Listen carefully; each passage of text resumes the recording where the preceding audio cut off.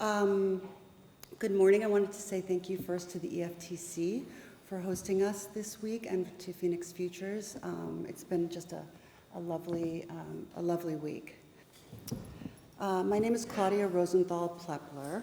My work began at Amity in 1985, although my exposure to therapeutic communities began well before then. My dad started a therapeutic community called Phoenix House in 1967 in New York City. So we grew up very much, our lives revolved around therapeutic communities. We had students and residents coming to our house and people doing projects, and I worked in the offices, and we went to happenings and outings, and not to mention that I got classical therapeutic community haircuts regularly from my father, and did a lot of physical work as well. When I was kind enough to honor my family by developing my own drug problem, when I was 16, my dad tried to get me to Phoenix House, but I felt like it was very scary, hard, not a place for me. So that didn't work. 5 years later, he had met Naya Arbiter at a conference similar to this in San Francisco, and suggested I come to Tucson, to Amity, that it would be a place where I could really thrive and grow, and I did. And that was 37 years ago, almost to the day. After raising my family, I returned again to work with Naya and others, and I work in the Services and Training Department. And those are pictures of me way back in the day, a little experimental hair color, you know, the usual. So I'm here to present about a tool that I wrote called the Community Indicator. A few years ago, we had a very pleasant problem of quadrupling in size, and with that came the possibility of our grassroots organization and what we stood for being watered down, and so with that came scrutiny from outside agencies who are constantly measuring us without really an understanding of capital C community. So we wanted to handle those challenges by maintaining a bend toward community and not toward bureaucracy or bottom-heavy hierarchy. As I said, the wish was to maintain our grassroots sense of community and not allowing it to get lost or watered down or degraded into mediocrity, because in the end it would be the students who would be the collateral damage and would suffer. So, a few questions were raised. How do we do this? How do we fight being defined by standards of outside agencies? How do we promote and nurture our own standards of excellence? And how can we standardize our best practices? So we began with the physical. We know that much of the support to our students is mirrored by physical surroundings, which need to be clean and bright and inclusive and intentional and accessible and relevant. If we think of our own homes, whether consciously or unconsciously, we set them up to reflect our own values, our tastes, our psyche, our health, our aesthetic, and comfort is essential. And so we began to write, pulling apart the physical elements, but not just those, but all the elements of a therapeutic community. So as not to reinvent the wheel, we considered these documents as we began writing, and it was Naya and I that wrote this. So we went back to some of the classic influential texts, inclusive of some of these. What is the community indicator? Well, similar to all of us gathering this week, a successful therapeutic community in its ideal state is a place where the authentic voice of people is embraced. It is a voice that is cooperative, generous, and community-minded, and where there exists a commitment to the greater good. The community indicator gives us an authentic snapshot assessment.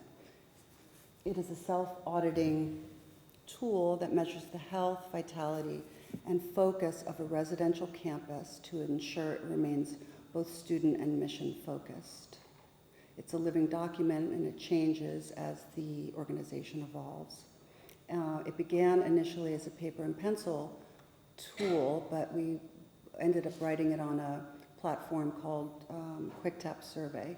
So people, little small teams of people who are not working or living in that particular campus go to a campus and begin this assessment process that takes about 3 or 4 days.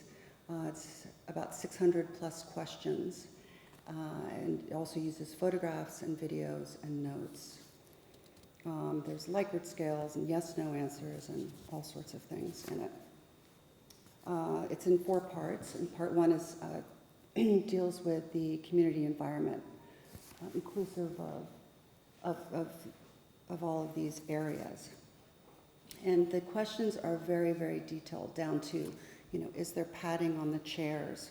Are there handwritten notes on new students' beds? What is on the walls? Is it relevant? Is it exclusive? Is it inclusive?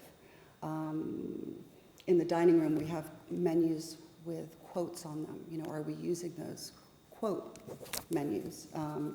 Placemats rather, because anytime we can get our students to read and absorb, we'd like to do that.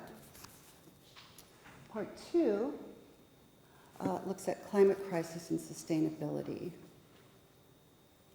which is the preparedness of our campuses.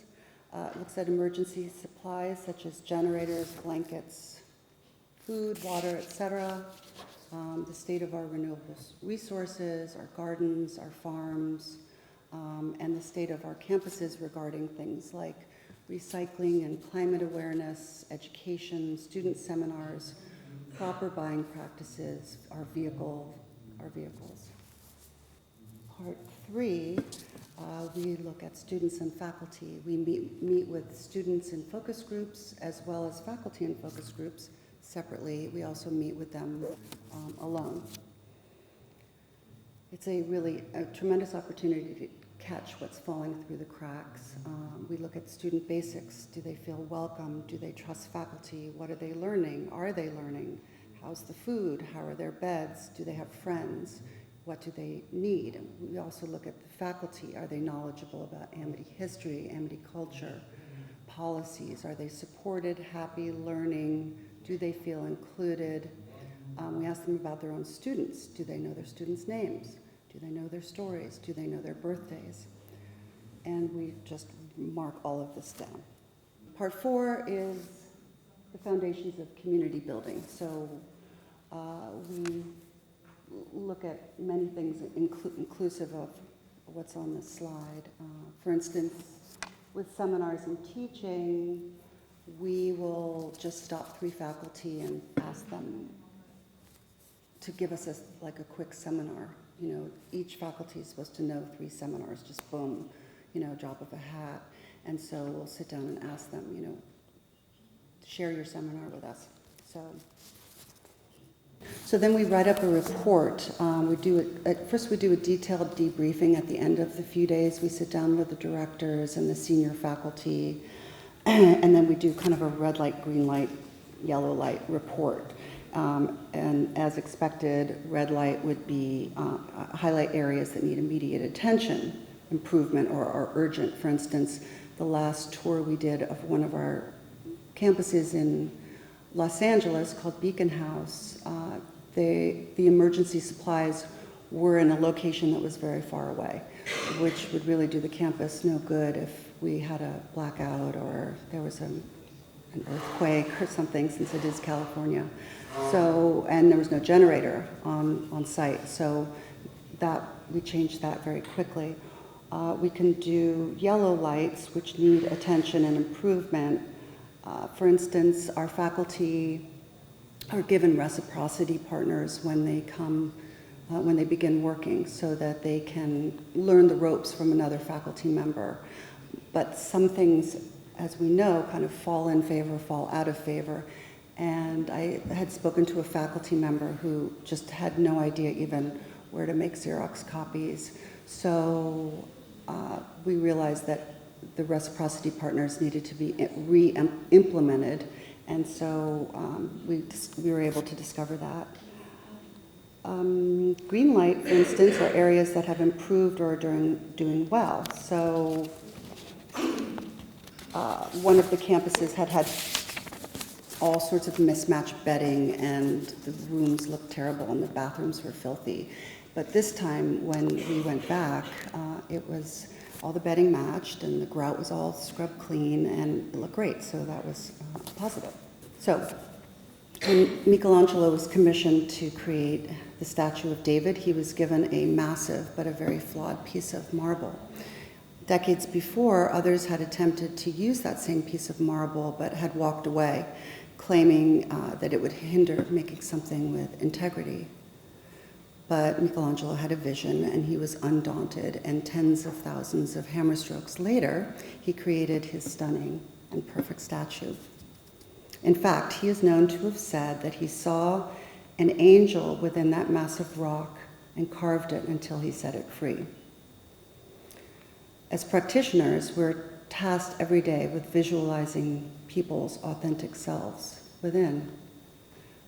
The community indicator is a tool designed to help us better succeed in freeing the angels within our students. And finally, this is dedicated to Naya Arbiter, with whom I wrote this. And I just wanted to read something I wrote very quickly before I end. Naya was many things. A teacher, a practitioner, a writer. Naya was creative and industrious. She transformed forgotten buildings and properties into friendly and beautiful campuses. Above all, Naya was a repository, a haven for stories from people historically marginalized, the minimized, the abused, the ignored, the neglected.